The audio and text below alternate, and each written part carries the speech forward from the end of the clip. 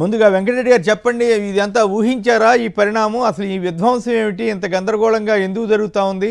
ఒకవైపు నిన్నేమో శాసనసభలో ముఖ్యమంత్రి తర్వాత ప్రతిపక్ష హోదా ఇవ్వకపోయినా, క్యాబినెట్ హోదా ఇవ్వకపోయినా ప్రతిపక్షానికి సంబంధించి ఏకైక నాయకుడిగా ఉన్న జగన్ గారికి ప్రమాణ స్వీకారాన్ని పిలవకుండా ఆ రకంగా అవమానించడం, మరుసటి రోజు తెల్లవారేసరికల్లా ఈ రకంగా పార్టీ ప్రధాన కార్యాలయాన్ని కూల్చివేసేయటం, ఇవన్నీ ఏమిటి? అసలు ఎందుకు ఇట్లా జరుగుతోంది? ఆంధ్రప్రదేశ్లో అసలు పాలన సాగుతుందా లేదా?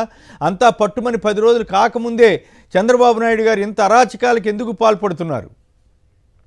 కొమ్మినేని గారు, ముందుగా మీకు ప్యానెల్లో ఉన్న అందరికీ అట్లానే సాక్షి టీవీ ప్రేక్షకులందరికీ నమస్కారాలు. ఊహించిందే కొమ్మినేని గారు. ఇంకా అరాచకాలు జరుగుతాయి, ఇంకా విధ్వంసాలు సృష్టిస్తారు. ఏదైతే వాళ్ళు ముందే చెప్తున్నారు కదా, అధికారంలోకి రాకముందే మేము ఒక రెడ్ బుక్ రాసుకున్నాం, అధికారులు ఏంటి ప్రతి ఒక్కళ్ళ వ్యవహారం తేలుస్తాము, బాహాటంగానే చెప్పారు వాళ్ళు ఏ విధంగా పరిపాలన అందిస్తాము, ఒక్కొక్కరిని గుడ్డలోడు తీసి తంతామని చెప్పారు. అట్లానే పవన్ కళ్యాణ్ కావచ్చు, లేదంటే లోకేష్ కావచ్చు, వాళ్ళందరూ మాట్లాడినటువంటిది ఎన్నికలకు ముందే వాళ్ళు చెప్పారు, మేము అధికారంలోకి వస్తే ఖచ్చితంగా విధ్వంసం సృష్టిస్తాము అని చెప్పి. మరి ప్రజలైతే ఆ విధ్వంసం కోసం ఓటేశారని నేను అనుకోవట్లేదు. బట్ అది దేశవ్యాప్తంగా ఈవీఎంల మీద చర్చ జరుగుతుంది కాబట్టి నేనైతే దీన్ని ఈవీఎం ప్రభుత్వంగానే అభివర్ణిస్తాను. సో ఆ ఈవీఎం ప్రభుత్వంలో ఇంకా అరాచకాలు మనం చూడబోతా ఉన్నాం. నిన్న గౌరవ జగన్మోహన్ రెడ్డి గారిని ఏదైతే అవమానంగా ఆయన ధర్నం పెడుతుంటే కనీసం లేచి కూడా నమస్కారం చేయాలన్నటువంటి సంస్కారం లేనటువంటి సభ్యుల్ని కొంతమంది నిన్న మనం చూసాం. ఏదైతే ఆనవాయితీ ఏంటి, ముందుగా ముఖ్యమంత్రిగా ఉన్నటువంటి వాళ్ళు ప్రమాణ స్వీకారం చేస్తారు, దాని తర్వాత ప్రతిపక్ష నాయకుడికి ప్రమాణ స్వీకారంగా ఎమ్మెల్యేగా ప్రమాణ స్వీకారం చేసేటటువంటి అవకాశం ఇవ్వటం అనేది సభా సాంప్రదాయం. ప్రతిపక్ష పార్టీ అంటే ఈ రోజు జగన్మోహన్ రెడ్డి గారు అక్కడ ఆబ్వియస్లీ 40% ఓటింగ్ తో లార్జెస్ట్ పార్టీగా ఉన్నది వైఎస్ఆర్ కాంగ్రెస్ పార్టీ. సో అక్కడ ఉందంతా మిగిలినంతా పాలక పక్షమే కదా, అపోజిషన్ గా ఉంది కేవలం జగన్మోహన్ రెడ్డి గారే కాబట్టి జగన్మోహన్ రెడ్డి గారి ప్రమాణ స్వీకారానికి అవకాశం ఇవ్వాలి. కానీ అవకాశం ఇవ్వకుండా మంత్రులు, ముందట డిప్యూటీ సీఎం అంట, తర్వాత మంత్రులు అంట, దాని తర్వాత ఎప్పుడో జగన్మోహన్ రెడ్డి గారికి ఇచ్చారంట.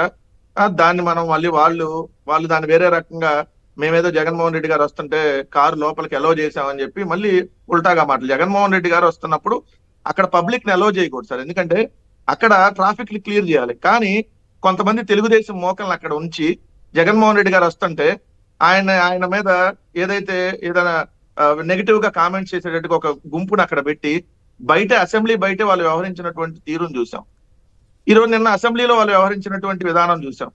సాక్షాత్ ఈ రోజు స్పీకర్ గా ప్రమాణ స్వీకారం చేయబోయేటటువంటి వ్యక్తి జగన్మోహన్ రెడ్డి గారు భౌతికంగా ఉన్నాడు, చచ్చిపోలేదు కదా, ఇంకా జగన్మోహన్ రెడ్డి బతికే ఉన్నాడు కదా, రోజు చంపుకు తినాలని చెప్పి ఒక స్పీకర్ గారి ప్రమాణ స్వీకారం చేసే వ్యక్తి ఎమ్మెల్యేగా గెలవగానే ఆయన మాట్లాడినటువంటి మాటలు, ఇంకా అటువంటి సభకి వెళ్ళటం కరెక్టా?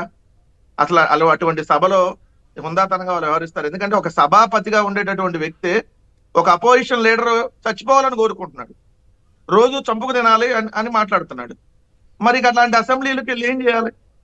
ఇది ఒక పాయింట్. 2, పక్కన మీరు బుల్డోజర్లతో కూలుస్తున్నటువంటి కనపడతా ఉన్నాయి. నిన్న హైకోర్టు స్పష్టంగా చెప్పిన హైకోర్టు ఆదేశాలను బేఖాతరు చేస్తూ పొద్దున్నే వెళ్లి బుల్డోజర్లు ప్రొక్లైనర్లు మొత్తం తీసుకొని వెళ్ళి దాదాపుగా గంటన్నరలో కార్యక్రమం పూర్తి చేశారు సార్. అది స్లాబ్ దశలో ఉంది. ఆ కార్యాలయం వైఎస్ఆర్ కాంగ్రెస్ పార్టీ కార్యాలయం, అది పార్టీ ఆఫీసు. ఆ పార్టీ ఆఫీస్ నిర్మాణంలో ఇప్పుడు ఆల్రెడీ కన్స్ట్రక్షన్ స్టేజ్ లో మీకు స్లాబ్ దశలో ఉంది. ఆ స్లాబ్ పూర్తి అయితే ఆల్మోస్ట్ ఆఫీస్ కూడా నిర్మాణం పూర్తి అవుతుంది. దాన్ని ఇప్పుడు ఏదైతే నిబంధనలకు విరుద్ధంగా సిఆర్డీఏ అధికారులని అక్కడ ఉసిగొలిపి ఈ రోజు పొద్దున్నే వెళ్ళి ఆ కార్యాలయాన్ని కూల్చేటటువంటి కార్యక్రమం. అంటే మనం అంతకుముందు ఉత్తరప్రదేశ్ లో అనుకునే మనం బుల్డోజర్లతో కూల్చేస్తున్నారు ఇట్లా అని చెప్పి. ఈ రోజు ఇక్కడ క్లియర్ గా కనపడతా ఉంది బుల్డోజర్లతో విధ్వంసం ఏ విధంగా సృష్టిస్తున్నారో. పొద్దున్నే తీసుకొని వచ్చి ప్రొక్లైనర్లని, అంటే తెల్లవారే సమయానికల్లా ఇంకా జనాలకు తెలియకూడదు అది ఎప్పుడు కూలిపోయింది, ఎలా కూల్చారు అనేది పబ్లిక్ కూడా తెలియకూడదని పొద్దున్నే తీసుకొని వచ్చారు. ఈ రోజు కూల్చడానికి కూడా ఒక కారణం ఉంది కొమ్మినేని గారు. నిన్న బాపట్ల జిల్లా చీరాలలో ఏదైతే ఒక అమ్మాయి మీద అత్యాచారం జరిగి హత్య చేశారు. సో అది చర్చనీయాంశం కాకూడదు. ఇవాళ చర్చ అంతా దీని మీద జరగాలి. ఇప్పుడు లేదంటే దాని మీద చర్చ జరిగింది కదా, ఎందుకంటే ఒక అమ్మాయి మీద అత్యాచారం జరిగితే 45 గంటల్లో పట్టుకుంటాం, అది ఇది న్యాయం చేస్తాం, అది ఇది అని చెప్పి ప్రగల్భాలు పలికినటువంటి వీళ్ళు దాని మీద ఎక్కడ చర్చ జరగకూడదు కాబట్టి పొద్దున్నే ఈ అంశాన్ని తెర మీద తీసుకొని వచ్చి హడావుడిగా ఇప్పుడు ఈ కార్యాలయాన్ని కూల్చేటటువంటి కార్యక్రమం. ఒకటైతే స్పష్టంగా చెప్తా ఉన్నాం కొమ్మినేని గారు, మీరు కార్యాలయాలను కూలుస్తారో లేదంటే శిలాఫలకాలను కూలుస్తారో, బట్ ప్రజల గుండెల్లో నుంచి అయితే వైఎస్ఆర్ కాంగ్రెస్ పార్టీని చెరపలేరు కదా. రైట్. జగన్మోహన్ రెడ్డి గారిని ఇది యాక్చువల్ గా వ్యక్తిగతంగా ఎక్కడ టార్గెట్ చేసి రకరకాలుగా దాదాపుగా 2009 నుంచి వెంకటరెడ్డి ఇప్పుడు దాకా మిత్రమా, 15 ఏళ్ల పాటు లొకాలిటీ మనం ఎక్కడ చూస్తూనే ఇది? ఉన్నాం వాళ్ళు చేస్తున్నటువంటి. ఓకే, కొమ్మినేని గారు ఇది లొకాలిటీ ఎక్కడ, ఇది కరెక్ట్ గా ఈ ఆఫీస్ ఎక్కడ కన్స్ట్రక్షన్ లో ఉంది? అది చంద్రబాబు గారు వెళ్ళే రూట్ లోనో లేకపోతే అసెంబ్లీకి వెళ్ళే రూట్ లో అంటారు, ఎక్కడ కరెక్ట్ గా ఎక్కడ ఉంది అది? అది చూడటానికి ఇష్టం లేక చేశారని కొందరు అంటున్నారు. అదే సార్, తాడేపల్లి నుంచి సీతానగరం వెళ్ళే రూట్ ఉంది కదా, అక్కడ ఆ రూట్ లో. ఓహో, తాడేపల్లి నుంచి సో ఇప్పుడు వాళ్ళు సీతానగర్. వాళ్ళు అసెంబ్లీకి ఎలా అంటే ఆ రూట్ లోనే వెళ్తారు. ఈ రోజు అధికారులు కూడా అంటే ఎమ్మెల్యేలు కూడా అదే రూట్ లో వెళ్తారని చెప్తున్నారు. సో అసలు వాళ్ళు వచ్చేటప్పటికి స్థిల్లాలను తీసారు. వాళ్ళు కూడా ప్రజలు కూడా చూడకూడదు కదా.